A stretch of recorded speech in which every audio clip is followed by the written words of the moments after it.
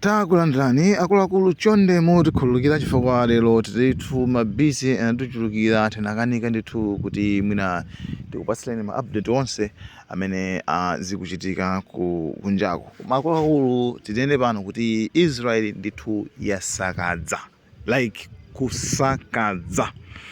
kusakadza ku Iran kumene ndithu iwowa aphulitsa power plant ya gas yakumene koko gasi kumene kuli gasi wambiri amene amagwiritsa ntchito popangira mabomba osiyanasiyana.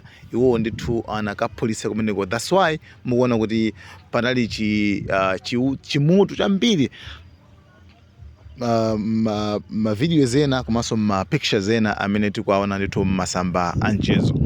Izo ndithu zachitika lero pamene Israel imabwezera after usiku wonse wadzulo osagona kwina kuwakha mabomba ndi zina koma lero ndithu inali kumeneko ndithu yaphulitsa moti mpakana wamkulu wa polisi kumeneko ku Iraniko amene ndithu watisiya.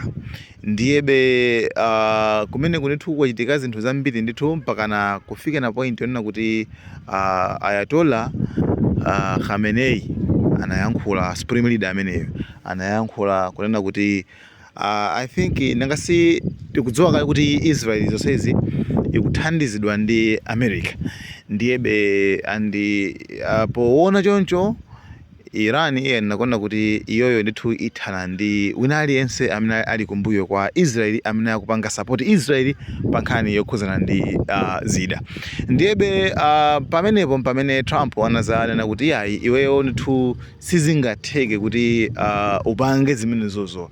Iweyo chifukwa mukangopanga Iran mukangoyesera kuphulitsa mabase America chifukwa mabase all around ngati ku Iraq, ku Qatar, Dubai, around ndithu kuti mabase America. Nde iwo wanati ayi ife tiphulitsa mabase anu amene wawa ndipo ngatiso kukupasani chibalo. Nde anyway USA Trump ananena kuti yayi iniyo ndithu musayesere kupanga zimenezo, mukapanga zimenezo ndi kuti ifeyo tifanafaniza dziko la Iran. Kuzafika so aposo president wa France anaimbira Pezeshkian, president wa dziko la Iran, kumuuza kana kuti ase iwe kumene koko na zinthu za France musazigwire musazitani. Nde plus Britain iso pamene poso nayo so Britain iso sina yankhulekere kale konse koma yango elirede yangotenga ndege zawo za nkhondo kuzithira mafuta bas auti ali munjira. Nde it looks like unozi anthu awa they have ganged up, anthu akhanga tagwirizana kuti akuluakulu Iran itendi nyetseni. Nde siti kudziwa kuti chimene chingathere kumapita kundi chani. Nde anyway mkatimu mwachitika zinthu zingapa ndithu wamkulu wa polisi watisiya. I think ngati I don't know ngati ndakamba nkhani imeneyo phwasula power plant ya gasi kumene koko komanso ma nuclear sites kumalo kumene kumakhala nuclear kumene iwo ndithu aponyakonso mabomba kumene amaorganiza kuti kumene akapange za nuclear aponyakonso mabomba aphulitsakonso kumeneko.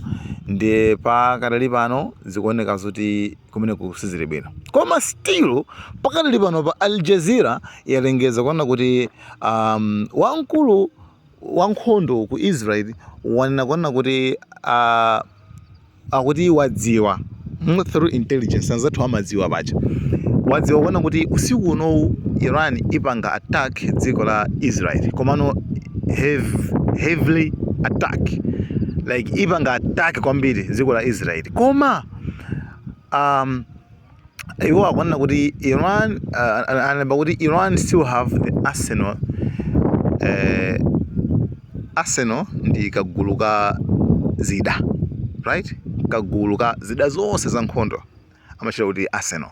Nde akuona kuti Iran still ili ndi zida zina zake za nkhondo zimene itha kuononga dziko la Iran, itha kuononga dziko la Israel.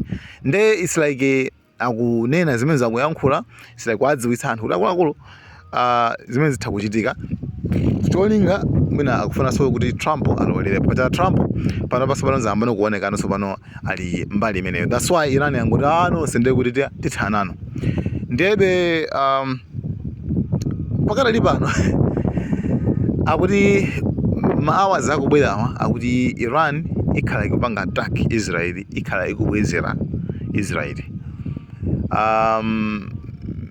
Koma chinanso chimene chilipo chonena kuti picture iyi ili apayi, ndege imeneyo Iran yapanga claim kuti ndi ndege number 3 fighter jet imene iwo ayigwetsa ku Iran yochoka ku Israel. And akunena kuti iwo asunga ndithu anthu awiri aku Israel amene awagwira, amene amayendetsa ndege zingakhale kuti news imeneyo ngakhale kuti zimenezozo claim imeneyoyo has been debunked, kamana kuti yatsotsidwa ndi ma-Israel. Aisrael akuti aye akunama, you understand? Ndi I don't know kuti ngati akunama ndi kuti I don't know ka nazoona, koma Iran ena kuti ife tikusunga anthu awiri. Ndi ndege iyi ndi number 3 imene akunena Iran kuti ifeyo tagwetsa ndege imeneyi. And zimenezo ndi zimene kwambiri zilipo. Nkhani number 2 imeneyo I don't know. Ndiye pamene Putin waimbira phone Trump anayankhula na almost an hour, like 50 minutes, imene Putin anauza Trump kuona kuti muiuze Israeli zimene kupangazo actually isiletu, chifukwa nkhani mutapatha kupezeka kuti papezeka zinthu zosayembekezeka zomwe simmaziyembekezera. Putin ameneyo muisiye Iran komanso musiye kupanga attack, chifukwa tikuchenjezane kunena kuti kusogolo kuno zichitika zisachitika. Ndiyebe afterwards Trump anazankha kuona kuti iweyo Putin wauza Iran kuti tikambirane nkhani ya nuclear deal. Tikakambirana ndiye kuti at least kwa ife tikhala mvana.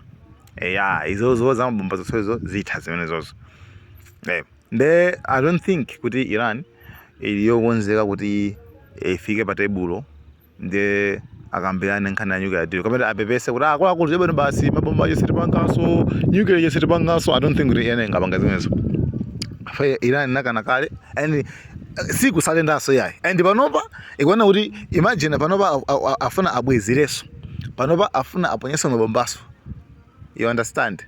That means nkhani isi kuti ikuthira panopa ya nkhani ikupita kutsogolo, ndiye kukhala makampu ena akhala ndi kampu yawo, ena so akhala ndi kampu yawo.